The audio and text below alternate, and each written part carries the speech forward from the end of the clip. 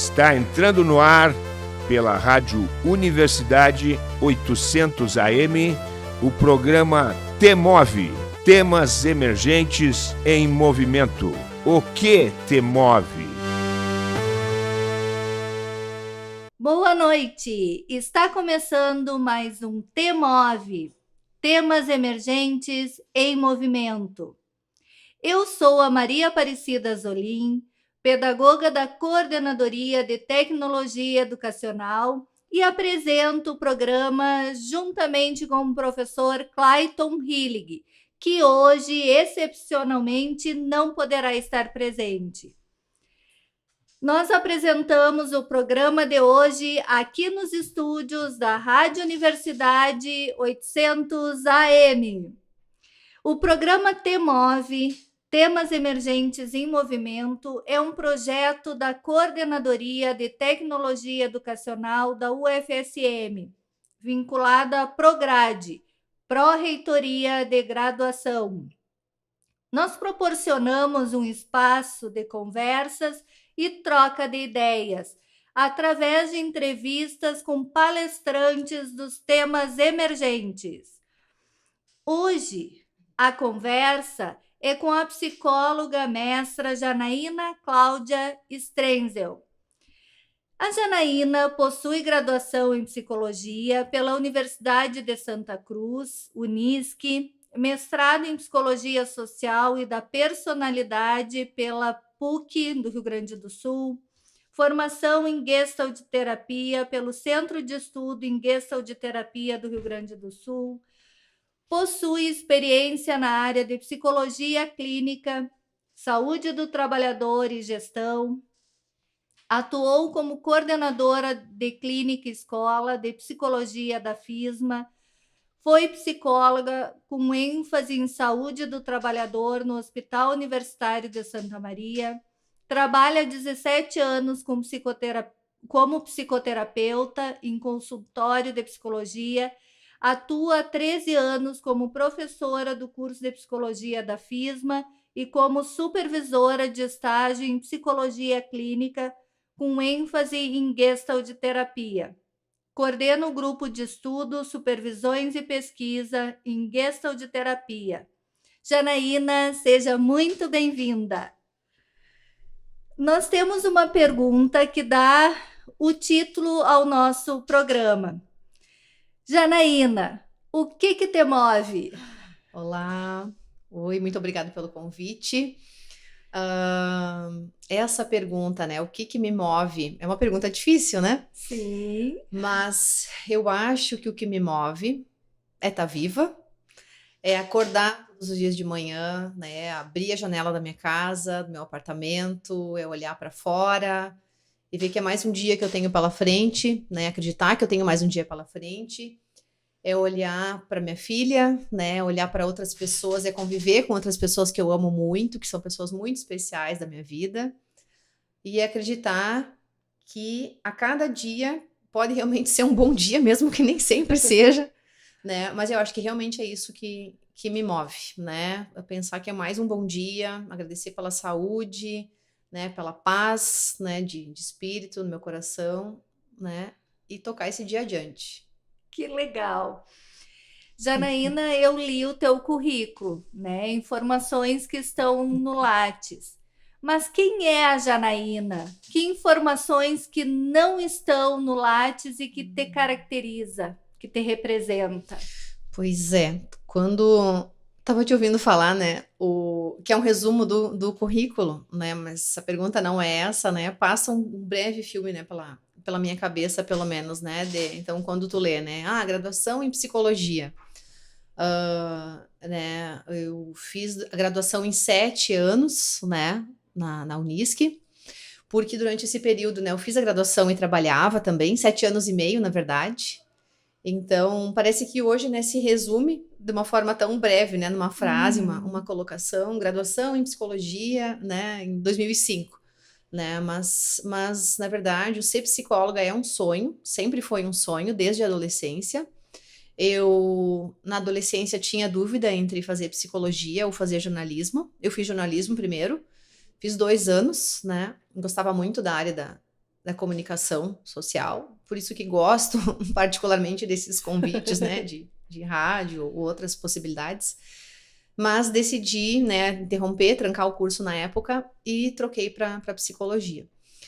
E aí, então, depois disso, né, sempre trabalhando e estudando, trabalhando dentro da própria faculdade, né, no setor administrativo, e aí depois fui para a área acadêmica, né, decidi fazer o mestrado, decidi que ia fazer o mestrado em Porto Alegre, escolhi a PUC, mas tinha que passar com bolsa, né, pelo valor, né, que não era viável, né, na época para mim, então tive que estudar bastante, então me preparei nos 2 últimos anos da graduação, para fazer o mestrado, deu certo, né, consegui ingressar na primeira tentativa, e aí fiquei 2 anos morando em Porto Alegre, fazendo mestrado em Psicologia Social e da Personalidade, mas eu já gostava muito da prática clínica, mas eu comecei a trabalhar com consultório na época e me sentia muito insegura por não ter uma formação para a prática clínica, muito insegura mesmo, né, de me questionar, né, o que eu estava fazendo, se eu estava fazendo o correto, mesmo fazendo supervisão, e decidi que tinha que fazer uma especialização. Então, né, terminando o mestrado, eu iniciei a especialização em gestalterapia, né, que é uma abordagem teórica, posso falar um pouquinho depois também, pela qual me encantei já no estágio, né, por entender que esse modo de ver que a abordagem tem do ser humano, do processo de saúde e adoecimento, né, a forma com a qual eu mais me identifico dentro do campo da psicologia. E aí eu me encontrei, né? Foram 3 anos de especialização e aí eu fui me sentindo mais segura, né, para trabalhar com clínica. Trabalhei muitos anos com crianças e adultos, né? E aí depois fiz uma opção, né, pelo aumento da demanda de trabalhar só com pessoas adultas e adolescentes. E é o meu carro-chefe até hoje, né? Trabalhar com consultório é o que eu mais gosto, por isso que invisto bastante nessa área, né? Com cursos, né? A gente tem né, eu coordeno um grupo de estudo também já há algum tempo, antes vinculado à faculdade, agora de forma autônoma, né? Com profissionais que buscam estudar, né? E supervisão também nessa área. Mas aí na vida profissional, né? Fui trabalhar como docente, não trabalhei em 3 de maio, uma época, na CETREM, foi minha primeira experiência como docente. Dando aula sobre gestalterapia, disciplinas de gestalterapia, e depois vim trabalhar em Santa Maria, né, na faculdade, e no hospital universitário. Então, vim para Santa Maria em 2007, então sou natural de Cachoeira do Sul, morei em Santa Cruz, morei em Porto Alegre, e depois vim para Santa Maria. E aí, vim trabalhar no hospital universitário, pelos contratos FATEC que tinha uns anos atrás, né, aí trabalhei em saúde do trabalhador, foi uma experiência muito interessante, muito rica. E aí depois fui trabalhar como docente aqui em Santa Maria também, na FISMA. Então aqui comecei a trabalhar com supervisão, com gestão também, né, coordenando a clínica escola por muitos anos, acho que uns 9 ou 10 anos. E aí fui trabalhar com supervisão de estágio, né, orientação de TCC também, enfim, uma carreira acadêmica, né. Mas como eu disse, né, a minha maior paixão sempre foi pela prática clínica, né. Então, né, acho que com o tempo, assim, né, com a idade um pouquinho a gente vai escolhendo, eu pelo menos, né, decidi escolher, né, trabalhar mais com aquilo onde eu realmente me identifico, né, me realizo diariamente, né, como eu digo, não é todos os dias que a gente tá apaixonado por aquilo que a gente faz, né, às vezes a gente tá cansado ou tá, né, um pouco indisposto, mas tem algumas frases por aí, né, escolha o que você ama, que você, né, não vai trabalhar, você vai, mas eu acho que é um pouco por aí, né, quando a gente realmente gosta do que faz, né? A gente tem que ter um cuidado, às vezes, para não abraçar muitas coisas, né? Mas é muito bom, né? Eu sou muito... Falando, então, um pouquinho, né, dentro, né, da tua pergunta, né? Falando um pouquinho além de um currículo, cara, que tem muita... Todo mundo, né, que tem uma história, né? Uma graduação, uma formação, ou mesmo quem não tem uma graduação, né? Quem tem uma... Todo mundo tem uma história, né? Todo mundo batalhou, né, para chegar até onde tá, né? Mas já faz um bom tempo que eu me considero uma pessoa muito bem realizada profissionalmente, assim, né? E a cada dia é uma novidade. Às vezes as pessoas perguntam, mas tu sempre no consultório, tu tá sempre, né, atendendo, mas cada dia é uma novidade, cada pessoa é uma história. Então, cada pessoa é única, né? Cada forma de ajudar é diferente. Existe a técnica, existe uma base que dá uma fundamentação para aquele trabalho. Mas é todo dia uma novidade. Então, é um trabalho que ele é diferente a cada dia, a cada turno, na verdade, né? Ali tu colocaste que tem dias que tu não tá tão, né, motivada, mas eu acho que isso faz parte, né? Faz. Eu até brinco assim aqui, feliz 24 horas por dia só em comercial de margarina, né? Exatamente, é verdade. Vamos pegar o exemplo agora dessa época do ano aqui para nós, né, no sul, né? Muitos de nós, né, em algum momento resfriados ou gripados, né, ou com alguma situação, ou tá mais cansado, dormiu mal, né, naquele Muito dia. frio Muito para frio. levantar de manhã cedo. Então, talvez naquele dia, se nós pudéssemos escolher, a gente ficaria um pouco mais na cama, dormindo, ficaríamos em casa, né? Mas isso não quer dizer que a gente é muito diferente, né, do que sofrer, adoecer com o trabalho, né? E o que é a Gestalt terapia? Nossa, agora nós vamos passar 3 horas de, de conversa, né? Assim, vou começar falando então, né, dentro do campo da psicologia, né? Vou cuidar para não virar, pra nossa conversa não vire uma aula, né? Mas assim, a gente tem 3 grandes forças correntes, né, dentro da psicologia. Então, é a psicanálise, né, que é o começo da psicologia, o início, né, com Freud, que todo mundo já ouviu falar, mesmo quem não seja, né, Freud explica, é verdade. E aí, né, nós tínhamos também o behaviorismo, né, e aí surge a chamada, na época, terceira força em psicologia, né, que é dentro, né, do movimento humanista. Então, que aí é a psicologia humanista. Eu tô fazendo, assim, um resumo de um resumo, né? Então, a teoria humanista, ela vem, né? Então, teve um teórico, né? Que é Maslow. Ele vem e diz assim, né?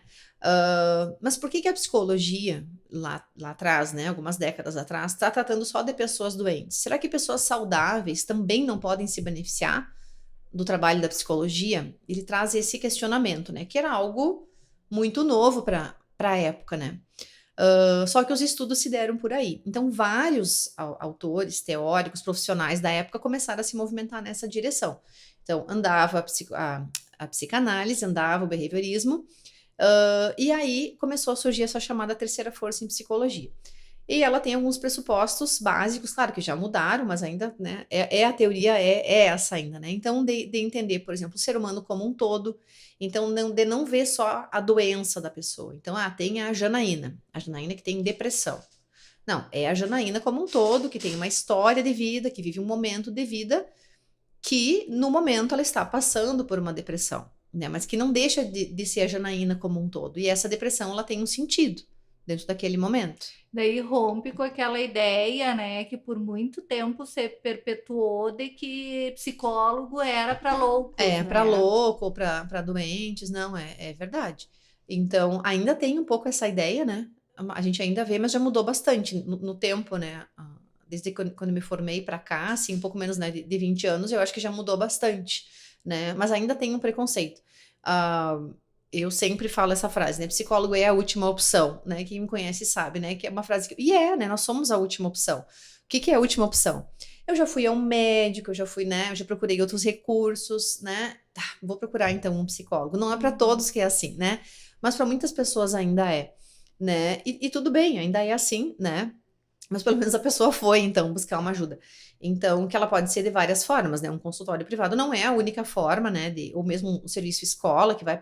O atendimento individual, ele não é a única forma, né? De acompanhamento que a gente pode ter. Mas então, voltando, né? Lá atrás, então, a teoria, né, humanista, o movimento humanista é uma coisa, a teoria humanista é outra, né? A psicologia humanista, ela vem, então, ver o indivíduo como um todo, entender que a pessoa é muito mais do que a soma das suas partes, né? Então, por exemplo, mas uma pessoa que tem, vamos trazer então para a atualidade, uma pessoa que tem crises de enxaqueca crônicas ou dores de estômago crônicas, né? Essas dores, elas podem estar sinalizando alguma coisa, possivelmente estão, pode ser, claro que pode ser algo orgânico, né? A pessoa vai ter que fazer uma avaliação, né, com um profissional, fazer um exame de imagem, mas a pessoa, ela é um todo, ela não é só aquela doença só, né? Ela não é só aquela... O só sempre pode dar uma ideia de reduzir, né? Mas o que tu tem é só emocional, são só dores de cabeça. Então, qualquer coisa que a gente sinta está relacionada ao todo. Então, por exemplo, a gente estava falando uns minutos atrás, né, sobre o estar cansado. Se nós passarmos uma noite em claro por alguma razão, né? Tá muito frio, eu tô preocupada, passei trabalhando, não dormi, passei uma noite em claro. No outro dia, o nosso corpo vai sinalizar isso de alguma forma. Cada um vai ser um pouco diferente. Alguém vai ter dor de cabeça, outro vai estar com um pouco de desatenção, uma pessoa vai estar um pouco mais ranzinza porque não dormiu o suficiente, a outra vai estar sonolenta, vai precisar dormir. Enfim, cada um vai sinalizar, vai expressar isso de alguma forma, né? Outra vai chegar ali 3, 4 da tarde, ela não vai aguentar, ela vai precisar. Então, o nosso corpo, a mesma coisa a água, a gente tá aqui, né? O pessoal que tá nos ouvindo não tá vendo, mas a gente tem alguns copos d'água aqui à disposição, nossa disposição. Se a gente, né, começa a ter muita sede, não bebe água, o nosso organismo também sinaliza de várias formas, né? Então, o nosso organismo, ele trabalha como um todo. Então, dentro do movimento humanista, a pergunta é da gestalterapia, eu já vou chegar lá. Junto com esse movimento, então, da terceira força em psicologia, que é a psicologia humanista, surge a gestalterapia, né? Também foi um movimento de alguns profissionais, né, da época, da área, né, que foram, né, literalmente fundando essa teoria, que é a gestalterapia. Então, claro que o nome mais conhecido é o Fritz Perls, né, que é o fundador da gestalterapia, mas ele não fez esse trabalho sozinho, né? Na época tinha o chamado Grupo dos Sete, que foram 7 profissionais que fizeram a frente, né, mas foi um movimento muito grande, né, em diferentes partes do mundo. A gestalterapia depois chega aqui no Brasil, a partir da década de 50, né? Então, é uma abordagem mais nova do que as outras. Então, as bases dela, né, são a fenomenologia, aliás, os pressupostos filosóficos dela, né, a fenomenologia, o existencialismo e a relação dialógica. As teorias que dão base para ela, as principais teorias, né, é a teoria de campo, a teoria holística, o pensamento oriental, a psicologia da Gestalt. Então, são algumas das teorias, né, que já existiam, que dão base para essa abordagem teórica. E aí surgem alguns conceitos próprios da abordagem, então, que são bem conhecidos, né, dentro da área da psicologia, que são, por exemplo, então, vou falar de alguns, né, o conceito de ajustamento criativo, né, que vem da homeostase ou da teoria organísmica. A teoria organísmica é uma das teorias que dão base também, esqueci de falar. Então, assim como o nosso organismo funciona de maneira equilibrada, né, o exemplo da água que eu dei antes, se a gente não ingerir água suficiente, o nosso organismo vai sinalizar de alguma forma. A boca vai ficar seca, a gente vai sentir, né, de alguma forma. Se a gente não dormir o suficiente, o nosso corpo vai sinalizar. Então, da mesma forma, então isso seria, né, um exemplo bem simples, né, dentro do conceito de homeostase. A teoria organísmica é um conceito semelhante a esse, de uma maneira um pouco mais ampliada, né? Então, eu vou dar um exemplo assim. Eu tô chegando aqui no estúdio para gravar e alguém me ofende ali na frente, né, na chegada. E eu chego aqui com isso trancado, né, na garganta, né, tá trancado. Esqueci que as pessoas não estão nos vendo, né? Eu tô fazendo gesto, né? Aí eu chego aqui e descarrego em vocês, né? Sou grosseira, né?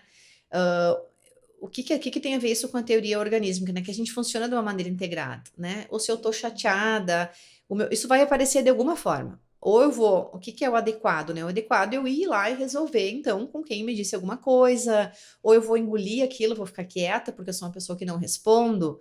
O que eu vou fazer com aquilo, né? Ou eu preciso dar uma caminhada, é um ajustamento criativo, então é que é saudável, se eu posso caminhar, eu vou lá e caminho.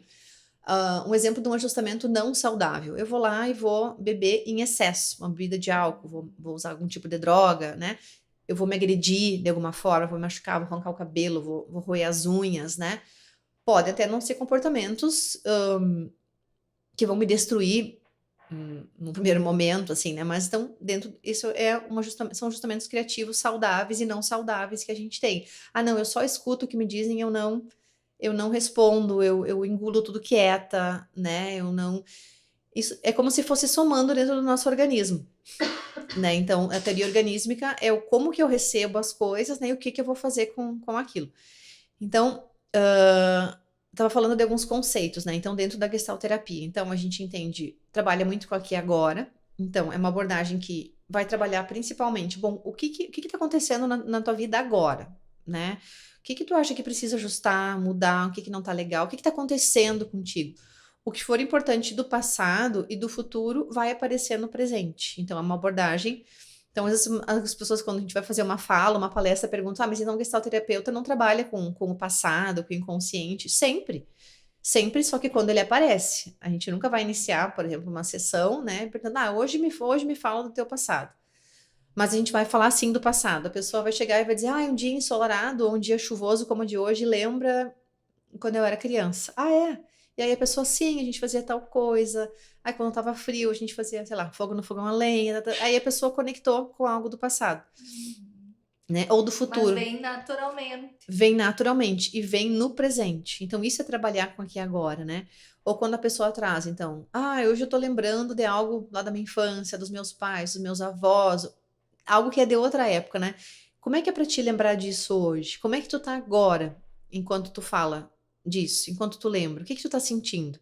Então é uma abordagem que trabalha muito no presente, né? Mas não se desconsidera o passado de nenhuma forma, não tem como se desconsiderar.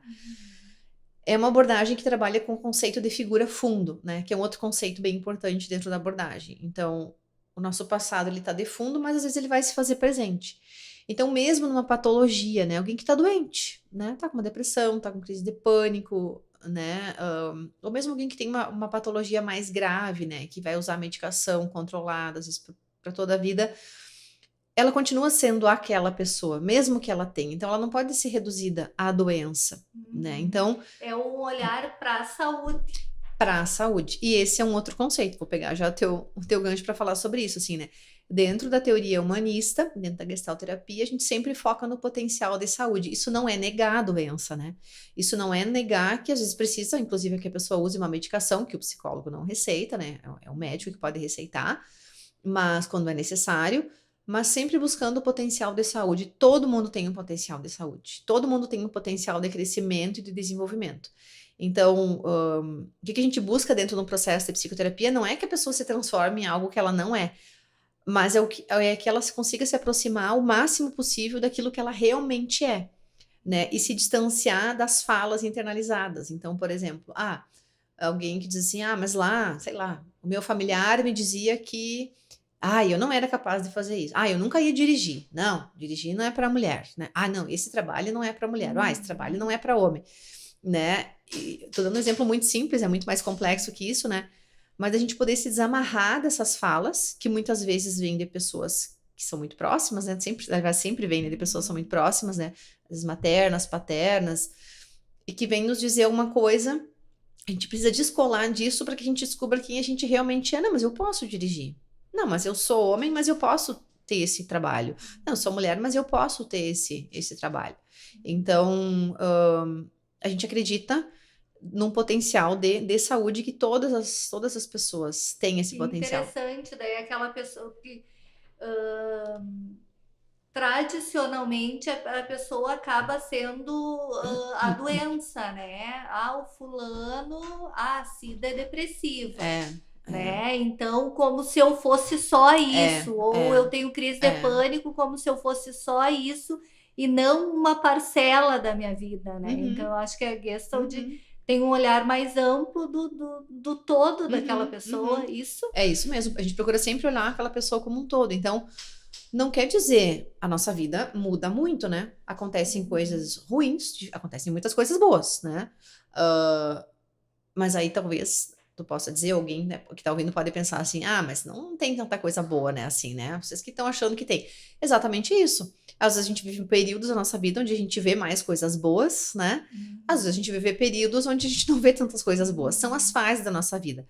Mas também tem o seguinte, tem pessoas que tendem a ver coisas boas, mesmo em períodos difíceis da vida, e tem pessoas que tendem a ver a vida como mais difícil. Aí a gente tá falando em estrutura de personalidade, né? Por que a mesma situação para uma pessoa vai abalar tanto, e a outra ela vai ser mais resiliente, ela vai dar conta, ela vai sair daquela situação, ela vai...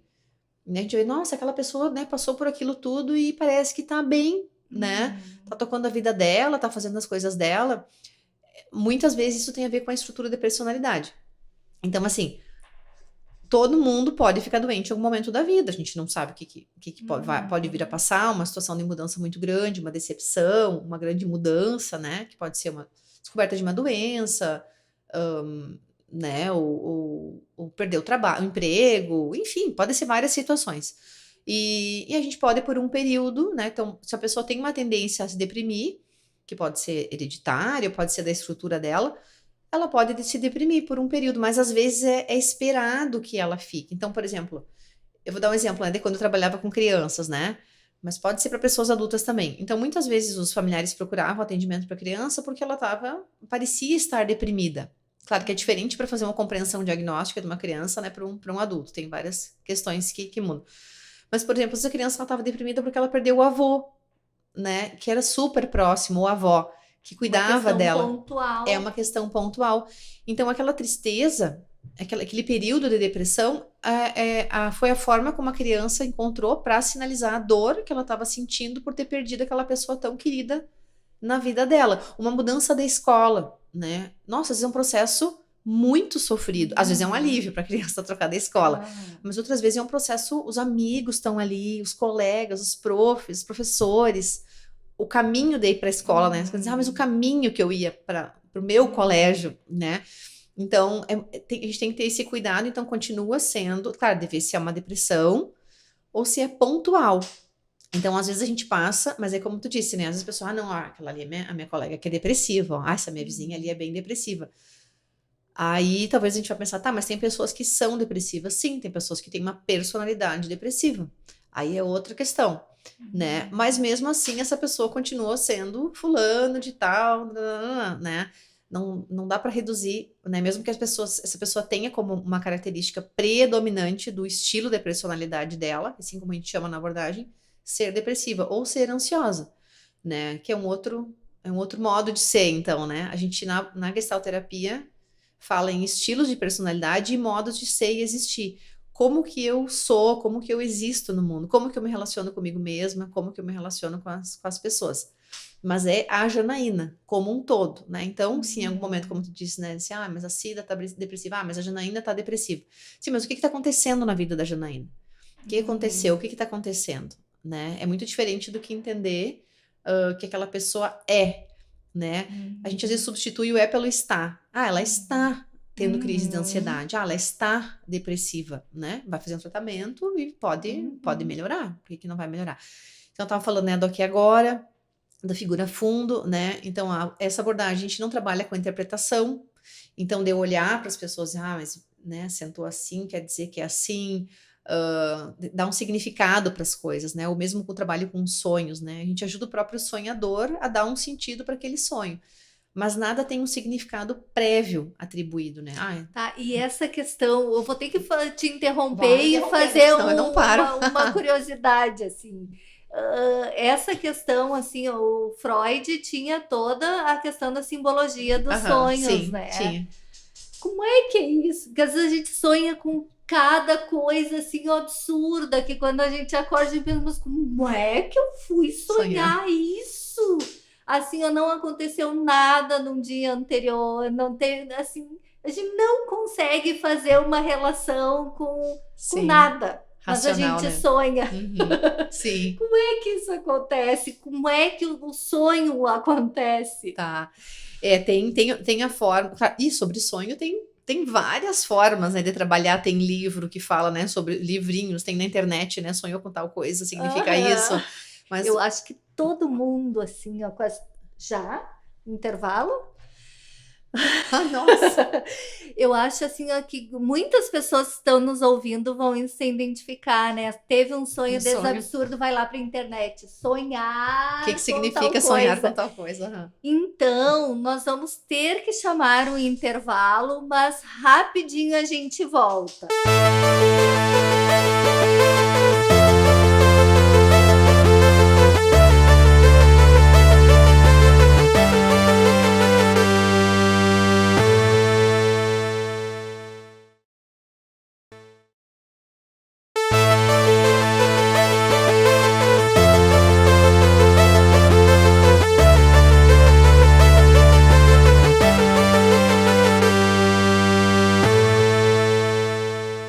Estamos de volta com o T-Move. Para você que ligou o rádio agora, seja muito bem-vindo. Você está ouvindo o programa T-Move pela Rádio Universidade 800 AM.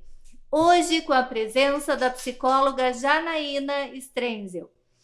O T-Move é um programa de conversas e troca de ideias através de entrevistas semanais com os nossos convidados. Trataremos sempre assuntos sugeridos pelos parceiros dos temas emergentes. Bom, Janaína, então voltando na questão dos sonhos. Tá. A gente estava falando, né, que tem várias maneiras. Acho que é um tema que provoca muita curiosidade, né? Eu acho que provoca. As pessoas perguntam bastante sobre o sonho. Bom, então tem várias formas de entender. Eu vou falar daquela que eu estudo, então, um pouquinho, né? E trabalho já há alguns anos com ela, que é como que a gente entende o sonho dentro da gestalterapia. Então, a gente não trabalha com interpretação, né? Então, nada tem um significado prévio atribuído. Por exemplo, sonhei com, sei lá, com um copo d'água significa tal coisa. Não. Então, mas como é que então acontece isso, né? Por exemplo, que tipo de sonhos a gente pode trabalhar, né? Tô falando dentro de um espaço de psicoterapia. Claro que a gente faz, às vezes, alguns workshops também para trabalhar com sonhos, né? Daí são trabalhos em grupo, são bem interessantes. Então, o primeiro passo é aquele sonho chamar a atenção da pessoa por alguma razão. Eu quero contar esse sonho. Como tu colocou assim, né? A gente sonha com algo que parece absurdo, né? Dentro da gestalterapia, a gente pode se colocar no lugar, né, de qualquer coisa, qualquer objeto, qualquer personagem com o qual a gente sonha. Então, por exemplo, se eu sonhar... vou cuidar para não parecer muito maluco isso que eu vou falar, mas realmente eu garanto que isso funciona na prática clínica, né? Então, eu sonhei com um passarinho que tá voando. Eu sonhei que eu voava como um pássaro. Olha que absurdo, né? Se eu não vi passarinho, né? Como diz, não tem um elemento. Às vezes, assim, eu vi tal pessoa hoje, essa noite sonhei com ela. A gente pensa, eu sonhei essa noite com a Maria lá porque eu encontrei ela na rua, né? Ou a gente às vezes sonha que tá com sede, acorda com sede, né? Ou que precisa ir ao banheiro, enfim. Mas às vezes não tem nada, parece absurdo aquilo que a gente sonhou. Sempre quando a gente trabalha, claro, dentro da técnica, né, da gestalterapia, a gente pode assumir, né, aquele personagem, aquele elemento que apareceu no sonho. Então, a gente pede, uma das técnicas, né, é pedir que o sonhador conte o sonho em primeira pessoa, né? Porque quando a gente sempre conta no passado. Eu sonhei que eu estava, eu sonhei que eu andava, eu sonhei que eu era, sempre no passado. Então, a primeira técnica é ajudar a pessoa, o sonhador, né, no caso, a pessoa que tá ali com a gente, que conte em primeira pessoa. Então, é diferente de falar assim, eu sonhei que é outra coisa assim, então a gente ajuda que a pessoa conte em primeira pessoa e a gente pede que ela se coloque no lugar de algum objeto, algum elemento do sonho. Então, normalmente a pessoa conta o sonho primeiro, como ela sonhou. Vamos inventar um sonho, então. Eu sonhei que eu vi um pássaro voando e aí eu fui, né, assumi o lugar daquele pássaro e saí voando lá do meu trabalho. Tá. Então, conta no momento presente, no tempo presente. Eu tô vendo um pássaro, eu pego uma carona com ele, né, e saio. As pessoas dão risada, né? Que absurdo, né? Que coisa louca, que coisa engraçada. Só que quando a gente pede uma outra possibilidade, se a pessoa topar, a gente explica que é uma técnica, né? A gente pede que o sonhador ocupe o lugar de algum elemento que apareceu no sonho. A pessoa que vai escolher o elemento, normalmente. Então, experimenta ser esse pássaro que levanta voo e sai. Né? Experimenta contar em primeira pessoa. Claro que a gente cria uma atmosfera para isso, né? Dentro de um espaço reservado, sigiloso. Tem vários pré-requisitos para a gente poder trabalhar com sonho, né? Que daí não vai dar tempo da gente entrar aqui. É um trabalho seguro, né? Não é feito de... Tem técnica para fazer isso, né? Então, daqui a pouco a pessoa começa a conectar no presente, porque aí tem um sentido, né, na técnica do aqui e agora. Como é que é poder sair do seu trabalho e voar? Ou da sua casa, e ser livre. E aí a pessoa começa a conectar com elementos que estão presentes na vida dela, só que não estão presentes de uma maneira consciente. Então o sonho, ele traz à consciência vários elementos que estão ali presentes, só que não estão acessíveis para nossa consciência. Isso é o que Pius, é uma das coisas que Pius traz, né?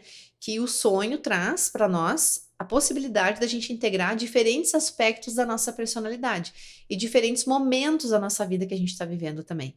Então, não estou trabalhando um sonho, eu estou inventando um trecho de um sonho, né? Mas não, nesse exemplo ainda, então a pessoa vai conectar, como é que eu poder sair livre daqui? Então, talvez ela pode conectar, nossa, como eu me sinto amarrada nesse lugar, como eu queria poder sair daqui, andar. É muito difícil eu falar de sonhos assim tão brevemente, né? Mas então, o sonho, ele realmente é uma manifestação de processos inconscientes? inconscientes, principalmente, né? A gente fala assim, né? Que não estão acessíveis ao nosso consciente ainda. Então, a ideia é trazer para o consciente, né? E que a pessoa entenda, então. E aí tem algo que, com certeza, muitas pessoas que estão nos ouvindo, né? Sonhos recorrentes. Quase todo mundo tem. Quais são os tipos de sonho recorrente? Por que a gente sonha o mesmo sonho várias vezes, né?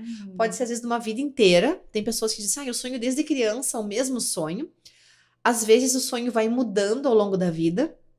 Alguns elementos do sonho vão mudando, mas tem um sonho recorrente base. Às vezes, pesadelos. Pode ser pesadelo, pode ser sonho, né? Mas, normalmente, ele tem alguma coisa mais angustiante, né? Algum conteúdo um pouco mais tenso. Angustiante, retiro, né? Mais tenso. E tem pessoas que têm o mesmo sonho várias noites seguidas, né? Então, o sonho recorrente é algo bem interessante da gente trabalhar. Normalmente, quando uma pessoa trabalha um sonho em terapia, um sonho que é recorrente, às vezes a pessoa diz, faz 15 anos que eu tenho esse sonho. Quando a gente trabalha uma parte dele em terapia, o sonho, ele muda. As pessoas se surpreendem, né? Tá, mas pela primeira vez eu sonhei diferente. Eu acho que é uma prova, assim, né? Não que a gente precisa provar, né? Mas é uma prova de que realmente, trabalhando com o conteúdo daquele sonho, ele se modifica. E deles vêm nos dizer uma outra coisa que precisa ser trabalhada. As coisas vão acomodando, vão acomodando, elaboradas. Vão.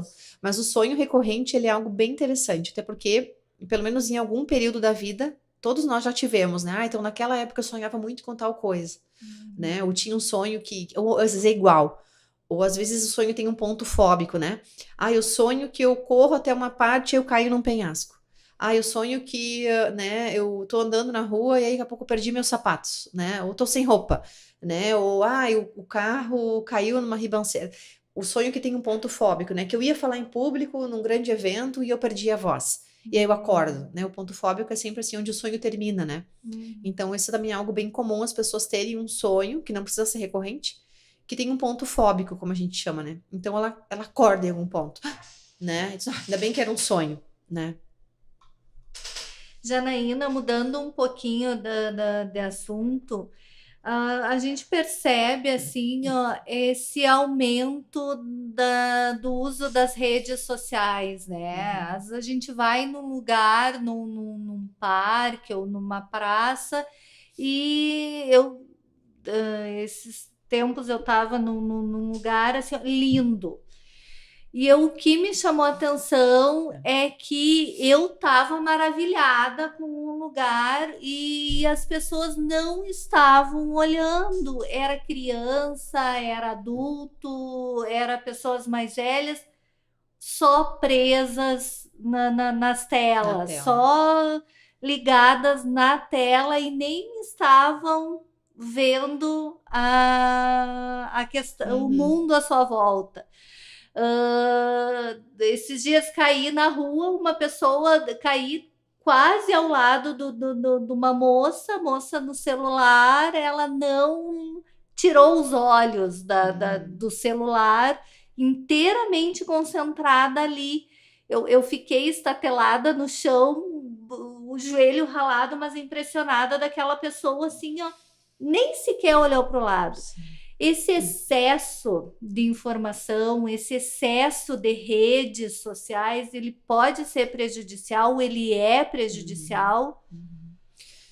Sim, né? Acho que agora já tem um certo tempo, nem se falando mais sobre isso, né? Eu acho que com a pandemia, né, volta e meia a gente retorna a falar do período da pandemia, e eu acho que isso é natural. É claro, vou falar bem então primeiro, tá? Das redes sociais, da tela. A gente precisou muito, né, para trabalhar, para se comunicar, para receber informações, né? E acho que a gente viu como é importante, né? Toda essa rede, né? Esse processo de comunicação que a gente tem, a internet, as telas. Acho maravilhoso, acho que é maravilhoso para a gente se comunicar com as pessoas, para poder trabalhar, para pesquisar, para ter acesso à informação. Nossa, acho que tem muitas possibilidades. Acho que tem muitas coisas boas até para as crianças também. Mas como tudo, né? O excesso, né? A tua fala, né? O exemplo que tu deu, né? As pessoas não estavam vendo o que estava à sua volta. E eu acho que é isso que está acontecendo, né? As pessoas podem estar num lugar que pode ser um restaurante. Se a gente vai num restaurante, por exemplo, né? Onde tem muitas crianças, o que muitos responsáveis, né? Pais, né? Que podem ser responsáveis, avó, quem tá com as crianças faz? Dá uma tela. né? Então a criança ali perde toda a possibilidade de conviver, de entender que ela vai pedir um prato, daí que ela vai lá se servir, daí que ela vai ver como é que funciona um ambiente de um restaurante, as pessoas De circulam, degustar a comida. comida, né? Então, né, tu deu o exemplo de algumas cenas, né, que tu vivenciou, viu, né? Então, eu observo às vezes isso, por exemplo, né? Então, dependendo da idade, crianças que já têm idade para comer sozinhas, né? Alguém tá dando na boca delas ali, alcançando com a colher, com um garfo, e a criança na tela, ela não tá nem vendo o que ela tá comendo, ela não tá saboreando, porque a gente não saboreia, né? A gente saboreia com os olhos também, né? Com os sentidos. Então, ou na rua, né? Né? As crianças, as brincadeiras das crianças, acho que conheço vários jogos infantis online, acho que tem muitos que são muito bons, mas a criança precisa também se desenvolver, brincar, correr, né? Botar o pé no chão, na grama, na árvore, e nós adultos da mesma forma, né? Então a gente vive hoje, e nem só a questão da tela, né? Mas a questão da comparação, né? Esses dias eu vi uma fala uma psiquiatra, né? Que perguntaram para ela, né? O que ela acha que é um dos grandes problemas, assim, né? Da vida adulta, né? Dos processos depressivos. Ela falou que, na minha opinião, é a comparação. E eu vi aquela fala dela e fiquei pensando, né? Para mim também fez sentido. Então, eu vou me comparar, né? Vou comparar o meu corpo com o corpo das outras pessoas, né? Ou então, se eu sou mulher com das outras mulheres, se eu sou homem com dos outros homens, eu vou comparar o meu cabelo, eu vou comparar o meu currículo, porque eu tenho acesso, né? De quem eu quiser ver, eu vou comparar o meu carro, eu vou comparar a minha casa, mas principalmente a questão da imagem, né? Então, né? Tem os filtros, né? Eu não entendo muito, assim, mas eu sei que tem, né? Então tem essa super exposição, né? No geral, as pessoas colocam ali nas redes sociais os momentos Só o lado bom. só o lado bom, né? Então, se eu não tô tão legal, tô na minha casa lá, tô sozinha, né? Aí eu vou olhar lá, ou não tenho direito a tirar férias, ou tô desempregada, sei lá. Aí eu olho, as pessoas lá estão viajando, estão na praia, estão num restaurante, né? Sempre felizes. Sempre felizes, bonitas, né? Assim, né? Às vezes elas nem estão conversando entre si, né? Mas naquele momento postaram, né? Ali que estão tão felizes, mas muitas vezes eu lembro de há um tempo atrás, né? Fui num lugar, né? Num restaurante assim também, que tinha uma plaquinha, né? Que dizia, deve ter em outros lugares, essa plaquinha não era exclusiva dali. Não temos Wi-Fi, conversem entre vocês, entre si, né? Eu achei muito simpático, né? Mas percebi que algumas pessoas reclamavam disso, né? Então, eu chego, eu tenho que conectar, né? Então, eu acho que tem um lado bom, é claro, é inegável, né? A gente não vive mais sem, né? Acho que a gente não vai mais conseguir viver sem. Mas por vários motivos, né? Eu acho que é a gente conseguir colocar o limite, né? Tudo que é em excesso, ele acaba É prejudicando. verdade. E realmente essa questão das crianças é preocupante, né? As crianças, elas precisam experienciar o mundo, né? Para se desenvolver. Sim. E só olhando para as telas, elas acabam não sentindo o mundo, né? Até de interagir, né? Então, quando a gente chega, né, numa festa, por exemplo, no encontro, né, onde tem mais crianças, né? O que acontecia uns anos atrás, né? Então, a gente ia brincar quando a gente era criança, né? Ou depois a gente ia brincar. Às vezes demorava um pouquinho, tinha vergonha, mas, né? Aí, quando tava bem boa a brincadeira, era hora de ir embora. Normalmente era assim. Mas a gente ia para brincar, né? Brincar, correr, sei lá, as brincadeiras que tivessem disponíveis. Hoje não, né? A gente vê que as crianças, às vezes, elas estão... Eu vejo muito isso, né? Viver também, né? Elas estão no mesmo ambiente, mas tá cada uma na sua tela. Claro que às vezes elas estão jogando o mesmo jogo virtualmente, mas é a questão do equilíbrio, né? Né? Dá vontade de dizer assim, tá, agora deu, agora vamos lá brincar, vamos lá fora, vamos aproveitar o brinquedo, vamos inventar um brinquedo. Não dá pra ir lá fora. Tem tanta coisa que dá pra... Quem ficou, sei que não fui só eu que passei por isso, né? Quem ficou na pandemia em casa com uma criança, né, por uma boa quantidade de tempo, teve um lado bem bom também da pandemia, né? No sentido assim, né? Claro que a pandemia foi uma coisa horrível, terrível, não tô dizendo, mas o lado bom de ficar mais em casa, que a gente reclamou tanto, né? Fiquei com criança, acumulei funções. Mas o lado bom é de ter oportunidade de ter ficado mais perto dos nossos filhos. Eu acho que foi uma ótima oportunidade. E de criar jogos, e não é colocar um filho, né? Ou quem tinha 2, 3, né? Colocar na frente das telas, né? Mas é de inventar brincadeiras, inventar jogos, tem tantas coisas que dá pra... Ou que a gente brincava, né, na nossa infância, que a gente teve a oportunidade de ensinar, de mostrar para os nossos filhos, né? Isso exige tempo, né? Exige paciência, né? Sentar no chão, brincar. Então, às vezes é mais fácil, eu entendo, eu tenho a casa para organizar, eu tenho reunião para fazer, né? De casa, né?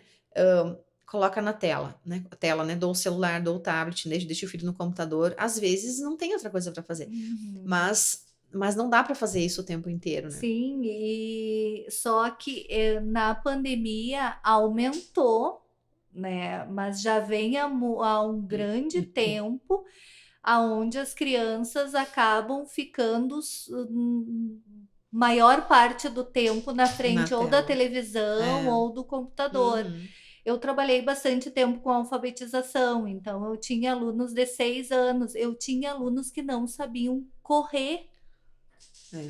Então, assim, eu não sabia, a escola tinha um pátio enorme, eu tinha um aluno que ele não sabia correr, ele caía porque ele vivia num apartamento e ficava só na frente da televisão.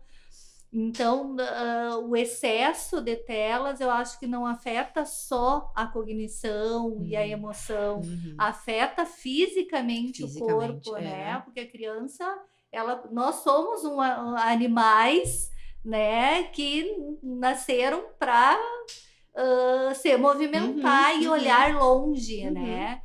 E com o excesso de telas acaba não se movimentando e olhando perto. E isso realmente é um crime que é cometido com as crianças, né? Porque elas precisam ainda, nós precisamos também todos, né? Mas a criança precisa por desenvolvimento dela, Sim. né? Ela precisa desse movimento, né? Então, como tu disse, de correr, de brincar, de saltar, de fazer aquelas coisas que a gente olha para eles fazendo e ir numa pracinha, brincar, né? Ou quem não tem a possibilidade de ter um espaço, né, em casa, um pátio, né? Mas esses brinquedos que tem em praça, né? Que a gente olha e pensa, ai, vão cair, né? Mas na maioria das vezes não cai, né? Brincar com as panelas vazias, né? Sim. Com potinho, é importantíssimo, é muito importante para o desenvolvimento da criança. Porque a tela, né, a criança fica muito mais passiva, né? Embora tenha possibilidades, tem jogos que a criança interage e tal, mas ela tá parada, né? Ela vai movimentar os dedos, né, ali para mexer na tela e tal, e é isso, né? E assim, o grande número de crianças com crises de ansiedade, né? Sendo medicadas, ou ansiedade, TDAH, tem que falar bem devagarinho para não enrolar. O que os pais e professores que nos ouvem podem fazer para prevenir ou para ajudar uma criança diagnosticada ou com ansiedade ou com TDAH? Eu acho não, né? Aumentou, né? Essas demandas aumentaram muito mais, né? Depois, com esse retorno, né? Depois da pandemia. Primeiro porque foi uma diferença muito grande, né? Na rede pública e na rede privada, né? Que a gente já sabia que tinha essa diferença, mas isso ficou muito mais evidente na pandemia, né? Porque algumas crianças tiveram a possibilidade, né? Graças às redes sociais, né? De conseguir, né, continuar o acesso à educação, e muitas não, né? Então, eu sei que tem se discutido, tem se falado muito como que isso vai ser recuperado de alguma forma, mas para muitas, independente do contexto, foi muito difícil voltar à escola, crianças e adolescentes, né? Eu acho que esses processos de ansiedade, eles são diferentes um pouco para a criança e para os adolescentes. Eles também acontecem para os professores, né? Não só para os professores, para todo profissional que trabalha, né, na escola. Mas, assim, as crianças perderam coisas na pandemia diferentes do que os adolescentes perderam. Então, vamos pensar, por exemplo, assim, eu falei já um pouco da criança, né? Mas o adolescente ou pré-adolescente que estava começando a sair, por exemplo. Começando a sair com os amigos, sair que eu digo assim, ó, sair ali, fazer uma caminhada com os amigos, tomar um chimarrão com os amigos, ou talvez até já sair à noite, né? E aí teve que ficar trancado, né? Até porque nem tinha onde sair, não era permitido sair. Então, para muitas pessoas, né, foi um processo natural, voltar, quando foi possível voltar, tudo ok, tudo certo. Se bem que eu acho que boa parte de nós passou por uma readaptação, né, do sair de novo, era um pouco estranho, né? Mas para muitas pessoas, para muitas crianças e adolescentes, foi difícil esse retorno, né? E para a aula, né, é algo que tem que acontecer diariamente, né, de segunda a sexta. Então, é uma exposição de hoje, amanhã, não é uma escolha, né? Eu vou à aula ou não, é diferente do que não, eu vou evitar passear, porque eu ainda não estou muito segura para ir passear, para sair com os amigos, né? Então, o retorno às aulas naquele momento ali onde foi determinado, né? Agora não tem mais aula online, vai ser tudo, não vai ser mais passado nenhum conteúdo, né? Os professores não vão mais passar. Isso causou um impacto muito grande para muitas famílias que se viram obrigadas, até por uma questão de insegurança, às vezes, né? Então, eu vou para a aula, mas aí em casa eu tenho um familiar que é de alto risco, né? Tem vários fatores, né, de risco para a Covid, e eu tenho medo de trazer essa doença para casa. Às vezes nem era uma ansiedade da própria pessoa, né? Mas era de levar essa doença para casa. O que fazer em relação a isso, né? Eu acho que tu falou do excesso, né, de medicação, às vezes, né? Nem sempre uma criança, né, que tem sintomas de ansiedade, né, ou até os sintomas, né, de déficit de atenção, hiperatividade, nem sempre ela precisa de medicação, né? Eu penso assim, né? É importante sempre fazer, se possível, fazer uma avaliação. Às vezes isso não tem como procurar um profissional, né, de forma privada, mas tem os serviços de escola, né? Quase todas as cidades que têm faculdade, né, de psicologia, universidade, né, cursos de graduação em psicologia oferecem um serviço escola, ou é sem custo, ou é com valor de baixo, de fácil acesso, né? Ali vão ter estagiários que são supervisionados, que têm condições de fazer uma avaliação com aquela criança, com aquela família. Não, que o que eu acho, então, que a escola pode fazer é tentar, né, falar com a família, encaminhar para esses serviços, ou para um profissional, né, se for possível. E aí vai ser feita uma avaliação para tentar entender, então, aquela criança como um todo, né? Claro que eu tô falando de novo a partir da gestalterapia, mas acho que não só da gestalterapia. Entender o que tá acontecendo, o que tá deixando essa criança ansiosa, o que tá fazendo com que ela não consiga aprender. Agora tô olhando para nós duas de óculos, né? Mas a criança não tá enxergando direito, né? Né? E não entende que não tá enxergando direito. Isso também é algo assim. Então, né, mas um profissional sério, né, vai fazer uma boa avaliação, uma compreensão diagnóstica e vai poder dizer, olha, tá acontecendo tal e tal situação, né, vai poder ajudar a família, e a família vai conversar com a escola, o profissional também vai conversar com a escola, o ideal é que converse, para tentar ver, então, com cada criança, o que está acontecendo com ela. E aí avaliar se precisar de uma medicação, bom, aí vai encaminhar para um serviço, né, para um profissional que vai receitar, então, uma medicação que vai ser adequada, né, ou para a criança, às vezes a criança precisa, o adulto também, às vezes precisa de uma medicação. Às vezes o adulto, a criança vai se beneficiar de uma medicação. É melhor, é diferente, quer dizer, né? Então ela vai ficar melhor se usar uma medicação. Vai ficar mais tranquila, menos ansiosa, mas isso tem que ser avaliado, né, por um profissional, né? Janaína, muita gente que está nos escutando está passando por situações, não está muito bem, está deprimido. Que mensagem tu gostaria de deixar a essas pessoas que nos ouvem e está passando por algum tipo de sofrimento? Nossa, que difícil, muito difícil. As primeiras perguntas e a última são as mais difíceis. As mais difíceis. Ai, vocês deveriam ter me preparado. Não, tô brincando. Pois é, mas assim, verdadeiramente, eu vou começar por aquilo que eu acho que não ajuda, né? As pessoas trazem muito assim, né? Tô falando da prática clínica, né? As pessoas estão me dizendo, quem tá deprimido, quem tá em depressão, ou tá doente, não tá legal, diz assim, eu não aguento mais as pessoas me dizerem, levanta, bota uma roupa, vai caminhar, tu tem tudo, olha só, vai no shopping, vai no centro, vai ver vitrine de loja, né? Bem isso que tu falou, tu tem tudo, tu tem filho, tem família, desculpa, né? Enfim, tu tem um carro, tu tem um emprego. Quando a gente não tá bem, a gente enxerga racionalmente que tem tudo isso, né? Até enxerga, é grato por isso, que bom que eu tenho meu trabalho, que bom que eu tenho minha família, que bom que eu tenho... Só que, né, é importante, né, que a gente também se respeite, que naquele momento a gente sabe que tem tudo isso, mas isso não é o suficiente, ou não parece o suficiente. Então, o que eu acho que é importante, assim, né? Primeira coisa, de não ficar sozinho sentindo isso, né? Então, todo mundo tem alguém, pelo menos uma pessoa. Pode ser um familiar, pode ser um amigo, né? Pode ser alguém da família. Muitas vezes não é alguém da família, né? Eu vejo que é mais comum não ser alguém da família, mas alguém com quem tu pode ser um vizinho, é alguém com quem tu pode contar, alguém com quem tu pode conversar e dividir o que tu tá sentindo, né? uma tristeza dividida passa a ser meia tristeza, algo mais ou menos assim, né? Então, assim, mas alguém vai dizer, não, eu não tenho ninguém. A gente tem os serviços de ajuda, né? Então tem, por exemplo, agora a gente está iniciando, né, o setembro, né? Hoje, que é o mês de prevenção ao suicídio, aí tem o CVV, né? Então, aí eu não tenho ninguém, eu sou sozinha, eu não confio em ninguém, não tenho com quem falar. Tem como entrar em contato, né? Através do CVV, é divulgado, todo mundo sabe, né? O número, como é que funciona, ou pode se informar. Então, sempre vai ter alguém. Então, a primeira coisa que eu diria, não fica sofrendo sozinho. Mas eu não confio em ninguém. Mas então tem um serviço montado, sério, né? Que tá ali para oferecer uma ajuda de pessoas que estão capacitadas para fazer isso.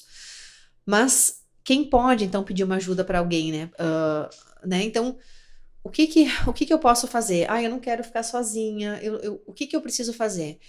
A gente tem coisas que a gente pode tentar fazer, né? O que eu gosto de fazer? O que eu não tô fazendo e que eu acho que eu posso tentar resgatar?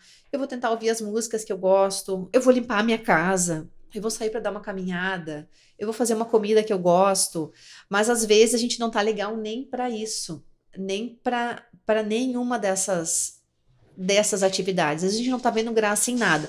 Quem não tá vendo graça em nada por já um certo período de tempo, pode ser um sinal, né? Às vezes a gente tá alguns dias chateado, uma semana chateado, não tô legal, tô quieta, não quero falar com ninguém, não tô achando graça. Mas quando isso se estende por um período maior, eu acho fundamental pedir uma ajuda, né, para alguém. Então tem todas essas possibilidades, assim, né? Não é fácil, mas passa também, né? O bom, né, das situações difíceis da vida, ou dos períodos, eu acho que sempre passa, né? A gente acredita às vezes que não vai passar, né? Mas o fato é que quando tá naquele momento ali, parece mas eu não que vou não vai sair passar. disso, não vou conseguir sair. Mas o fato é que a gente passa. a gente consegue sair, né? Mas às vezes a gente acha que não vai passar, né? E, enfim, acho que é mais ou menos isso. Até o Jean, o nosso técnico de áudio, me deu o telefone do CVV, que é o 188 ou cvv.org.br. Então fica uma dica muito importante para se alguém estiver passando por uma situação, né, e não tenha com quem conversar, ligue para o 188. Porque assim, ó, eu acho também que a gente vive já há algum tempo uma situação, vou chamar assim, né? As pessoas não escutam, não escutam mais, né? Então, é cada vez mais raro a gente ter com quem conversar, né? Então, porque as pessoas não escutam, né? E aí eu acho que também tem a ver um pouco, né, com essa situação, né, das redes sociais, mas é muito difícil. Quem tem hoje alguém que realmente a gente possa dizer assim, não, eu sento com essa pessoa, eu converso, ela me escuta, eu escuto ela, tem algo muito valioso. Pode ser dentro de casa, pode ser num relacionamento, pode ser com filhos, pode ser com um amigo, com uma amiga, com um colega de trabalho, né? Então, acho que isso é algo muito precioso, né? Mas é algo cada vez mais raro, né? Porque as pessoas não, né, não escutam mais. E a gente, às vezes, o que precisa é só ser escutado. É só o falar. É, só o falar, né? O falar, ele é curativo, né? Ele vai nos ajudando a gente se reorganizar. Às vezes, no falar com alguém, tu mesmo encontra soluções para a situação que tu estás passando. É verdade. Janaína, infelizmente o nosso tempo está acabando. Eu acho que nós vamos ter que marcar outro programa para a gente continuar a conversa, porque realmente foi assim, ó, a hora passou. Passou voando. E a gente nem percebeu, e eu tenho certeza que quem está nos ouvindo também vai gostar do programa. Marcamos. Então, te agradeço imensamente a tua disponibilidade de estar aqui conosco, dividindo esse espaço e compartilhando os teus conhecimentos. Muito obrigada. Imagina, um prazer estar aqui. E se for, né, interessante, né, para vocês, acho que pode ser, para mim vai ser, eu vou adorar, eu já aceito o convite de antemão e só combinamos a data e voltarei. Então perfeito.